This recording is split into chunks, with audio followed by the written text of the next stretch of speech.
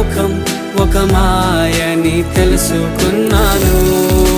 ఏది నా సొంతం కాదనుకున్నాను. తప్పిపోయిన కుమారుని నేనైతే నా కొరకై నిరీక్షించే తండ్రి నా యేసు. తప్పిపోయిన కుమారుని నేనైతే నా కొరకై నిరీక్షించే తండ్రి